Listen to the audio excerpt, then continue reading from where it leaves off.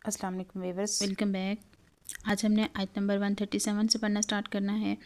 तो पढ़ने से पहले दुरूद पाक पढ़ लेते हैं। अऊज़ु बिल्लाहि मिनश शैतानिर रजीम, बिस्मिल्लाहिर रहमानिर रहीम।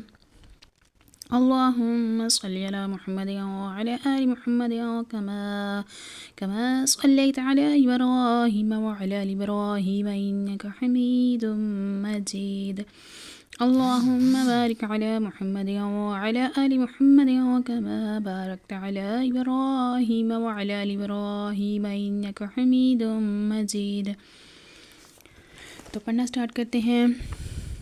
फ़इन बस अगर आमनु वो ईमान लाएं बिमिथली मिसल जैसे माँ इसके जो आमा तुम ईमान लाए बिही इस पर फ़क़दी तो तहकीक बेशक इhtदौ वो हिदायत पा गए।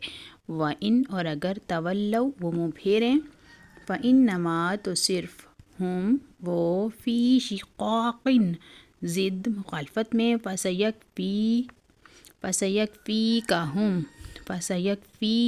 तो अनकरीब काफ़ी होगा तुम्हें इनकी तरफ से अल्लाहु अल्लाह व हुआ और वो अस्समीउ सुनने वाला अल-अलीमु जानने वाला। फ़इन आमनू बिमिथलि मा आमनतुम बिही फ़क़द इhtदौ वइन तवल्लौ फ़इन्नमा हुम फ़ी शिक़ाक़ फ़सयकफ़ीकहुमुल्लाह वहुवस्समीउल अलीम। तर्जुमा, फिर अगर वो भी यूं ही ईमान ले आएं जैसा तुम ईमान लाए हो तो जब तो वो हिदायत पा गए, और अगर मुँह फेरें तो वो ज़रूर मुखालफत में पड़े हुए हैं। तो ए हबीब अनकरीब अल्लाह इनकी तरफ से काफ़ी होगा, अल्लाह इनकी तरफ से तुम्हें काफ़ी होगा और वही सुनने वाला जानने वाला है। यहाँ पे इस आयत मुबारका में सहाबा कराम का ईमान जो है वो बयान किया जा रहा है कि उनका ईमान कैसा था। उनका ईमान बहुत मिसाली और मोतबर था। तो डिटेल इसकी देख लेते हैं कि यहूदियों को सहाबा कराम रज़ी अल्लाह ताला अन्हुम की तरह ईमान लाने का फरमाया। इससे मालूम हुआ कि सहाबा कराम का ईमान बारगाह इलाही में मोतबर और दूसरों के लिए मिसाली है। तो अनकरीब अल्लाह तुम्हें इनकी तरफ से कफ़ायत फ़रमाएगा। ये अल्लाह ताला की तरफ से ज़िम्मा है कि वो अपने हबीब सल्लल्लाहु अलैहि वसल्लम को ग़लबा अता फ़रमाएगा। और इसमें गैब की ख़बर भी है कि आइंदा हासिल होने वाली फतूहात का पहले से इज़हार फ़रमाया। चुनाचे अल्लाह ताला का ये ज़िम्मा पूरा हुआ और ये गैबी ख़बर सादिक होकर रही। काफिर के हसद व दुश्मनी और इनकी मकारियों से हजूर पर नूर सल्लल्लाहु अलैहि वसल्लम को कोई तकलीफ़ ना पहुँची। हजूर अकरम सल्लल्लाहु अलैहि वसल्लम को फ़तह नसीब हुई। बनी कुरैज़ा कत्ल हुए जबकि बनी नज़ीर जलावतन किए गए और यहूद नसारा पर जज़िया मुकर्रर हुआ। तो नेक्स्ट आयत पढ़ लेते हैं। सिबग़तुल्लाहि अल्लाह का रंग, वा और मन किसका, अहसनु ज़्यादा अच्छा, मिनल्लाहि अल्लाह के रंग से, सिबग़तन रंग, व नहनु और हम लहू इसकी आबिदून इबादत करने वाले। सिबग़तुल्लाह व मन अहसनु मिनल्लाहि सिबग़ह व नहनु लहू आबिदून। तर्जुमा, हमने अल्लाह का रंग अपने ऊपर चढ़ा लिया और अल्लाह के रंग से बेहतर किसका रंग है और हम इसी की इबादत करने वाले हैं। यहाँ भी इस आयत मुबारक में अल्लाह ताला का दीन इसके बारे में बताया जा रहा है कि अल्लाह ताला का दीन ही सबसे बेहतर दीन है। जिस तरह रंग कपड़े के ज़ाहिर व बातिन में सरायत कर जाता है, इस तरह अल्लाह ताला के दीन के सच्चे अकायद हमारे रगो पे में समा गए हैं। हमारा ज़ाहिर व बातिन इसके रंग में रंग गया है। हमारा रंग ज़ाहरी रंग नहीं है जो कुछ फ़ायदा न दे, बल्कि ये नफूस को पाक कर देता है। ज़ाहिर में इसके आसार हमारे अमाल से नमूदार होते हैं। ईसाइयों का तरीका था कि जब अपने दिन में किसी को दाखिल करते या इनके यहाँ बच्चा पैदा होता तो पानी में जर्द रंग डालकर इस اس شخص یا بچے کو غوطہ دیتے اور کہتے کہ اب یہ سچا عیسائی ہو گیا ہے۔ اس کا اس آیت میں رد فرمایا کہ یہ ظاہری رنگ کسی کام کا نہیں۔ نیکسٹ آیت پڑھتے ہیں۔ قل تم کہو کیا تحاجوننا تم جھگڑتے ہو ہم سے فی اللہ اللہ کے بارے میں اور حالانکہ ہوا وہ ربنا ہمارا رب ربکم اور تمہارا رب ہے ولنا اور ہمارے لیے اعمالنا ہمارے اعمال وَلَكُمْ اور تمہارے لیے اعمالکم تمہارے اعمال وَنَحْنُ اور ہم لہو اس کے لیے مخلصون اخلاص والے۔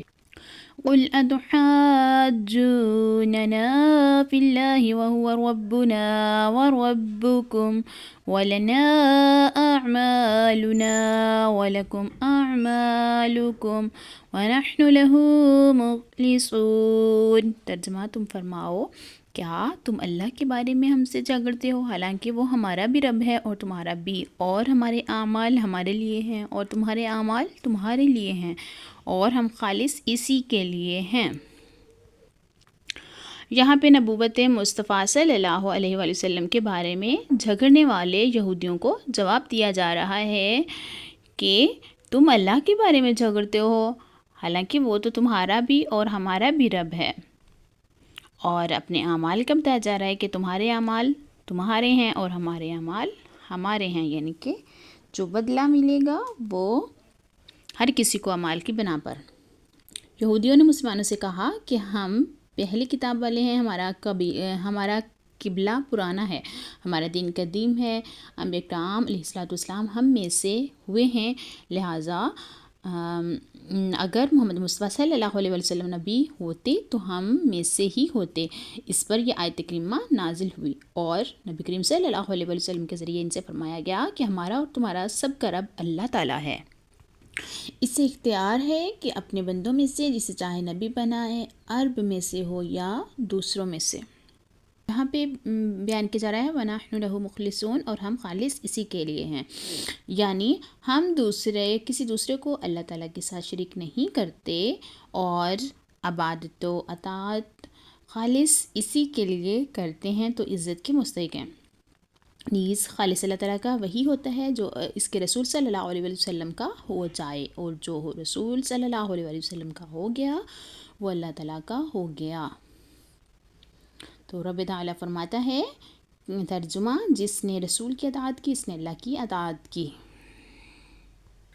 نیکسٹ پڑھتے ہیں یا کیا تقولون تم کہتے ہو ان کے ابراہیم و اسماعیل اور اسماعیل و اسحاق و یعقوب اور یعقوب والاسباط اور ان کی اولاد کانو وہ تھے ہودن یہودی او نصارا یا عیسائی۔ قل تم کہو اانتم کیا تم اعلم زیادہ جانتے ہو ام اللہ یا اللہ ومن اور کون اظلم زیادہ ظالم ممن اس سے جو کتما چھپائے شہادتاً گواہی عندہ جو ہو اس کے پاس من اللہ اللہ کی طرف سے اور ماللہ نہیں اللہ غافل عما اس سے جو تعملون تم کرتے ہو۔ ام تقولون ان ابراہیم و اسماعیل و اسحاق و یعقوب والاسباط كانوا هودا او نصارا قل اانتم اعلم ام اللہ ومن اظلم ممن كتم شهادة عنده من اللہ وما اللہ بغافل عما تعملون۔ ترجمہ اے اہل کتاب کیا تم یہ کہتے ہو کہ ابراہیم اور اسماعیل اور اسحاق اور یعقوب ان کی اولاد یہودی یا نصرانی تھے؟ تم فرماؤ کیا تم زیادہ جانتے ہو یا اللہ، اور اس سے بڑھ کر ظالم کون جس کے پاس اللہ کی طرف سے کوئی گواہی ہو اور وہ اسے چھپائے اور اللہ تمہارے اعمال سے بے خبر نہیں۔ یہاں پہ اس آیت مبارکہ میں حضرت ابراہیم کی طرف یہودیت اور عیسائیت کا رد فرمایا جا رہا ہے۔ یہودی کہتے تھے کہ حضرت ابراہیم علیہ السلام یہودی تھے اور عیسائی کہتے تھے کہ عیسائی تھے۔ ان کی تردید میں یہ آیت اتری کہ یہودیتوں اور عیسائیت تو ان کے بعد دنیا میں آئیں، وہ کیسے اس دین پر ہوئے۔ اس سے بڑھ کر ظالم کون؟ اس سے بڑھ کر ظالم کون؟ اللہ تعالیٰ کی گواہی کو چھپانے والا بڑا ظالم ہے، اور یہ یہودیوں کا حال ہے جنہوں نے اللہ تعالیٰ کی شہادتیں چھپائیں، جو توریت شریف میں مذکور تھیں کہ محمد مصطفیٰ صلی اللہ علیہ وآلہ وسلم اس کے نبی ہیں، اور ان کے یہ اوصاف ہیں، اور حضرت ابراہیم علیہ الصلوۃ والسلام مسلمان ہیں، اور دین مقبول اسلام ہے، نہ کہ یہودیت اور نصرانیت۔ اب بھی بہت سے لوگ ہیں جو قرآن پڑھتے ہیں لیکن حضور انور صلی اللہ علیہ وآلہ وسلم کی عظمت و شان کی آیتوں کو چھپاتے ہیں اور انہیں عوام کے سامنے بیان نہیں کرتے۔ تو نیکسٹ آیت پڑھتے ہیں، تل کا وہ امت ایک امت قد خلت بے شک گزر چکی، لہا اس کے لیے، ما کسبت وہ جو اس نے کمایا، وَلَكُمْ اور تمہارے لیے، ما وہ جو کسبتم تم نے کمایا، وَلَا تُسْأَلُونَ تم سے نہیں پوچھا جائے گا، عَمَّا اس کے بارے میں جو کانوا یعملون وہ عمل کرتے تھے۔ تلک امت قد خلت لها ما کسبت ولکم ما کسبتم ولا تسألون عما كانوا يعملون۔ ترجمہ، وہ ایک امت ہے جو گزر چکی ہے، ان کے اعمال ان کے لیے ہیں اور تمہارے اعمال تمہارے لیے ہیں، تم سے ان کے کاموں میں نہیں پوچھا جائے گا۔ یہاں پہ قانون عدل کے مطابق ہر ایک اپنے اعمال کی جزا و سزا پائے گا، اسی کے بارے میں اس آیت میں بتایا گیا۔ اس آیت میں یہودیوں کو ایک بار پھر تنبیہ کی گئی کہ تم اپنے اسلاف کی فضیلت پر بھروسہ نہ کرو، کیونکہ یہ ہر ایک سے اسی کے اعمال کی پوچھ گچھ کی جائے گی۔ اس میں مسلمانوں کے لیے بھی نصیحت ہے جو اپنے ماں باپ یا پیر و مرشد وغیرہ کے نیک اعمال پر بھروسہ کر کے خود نیکیوں سے دور اور گناہوں میں مصروف ہو جاتے ہیں۔ تو آج ہم آیت نمبر 140 تک رکھیں گے، اور ماشاءاللہ سے ہمارا یہ پہلا پارہ بھی کمپلیٹ ہو چکا ہے۔ تو نیکسٹ ہم پارہ نمبر 2 سے سٹارٹ کریں گے۔ تو اینڈ میں ہم جو ہے وہ اللہ تعالیٰ سے دعا کر لیتے ہیں کہ اللہ پاک ہمیں نیکیاں کرنے کی توفیق عطا فرمائے، تاکہ ہم اپنے اعمال جو ہیں وہ درست کر لیں، کیونکہ ہر کسی کو آخرت میں اس کے اعمال کی وجہ سے ہی جزا اور سزا ملے گی۔ تو آپ چینل کو سبسکرائب، لائک اینڈ شیئر ضرور کریں۔ جزاک اللہ خیرہ۔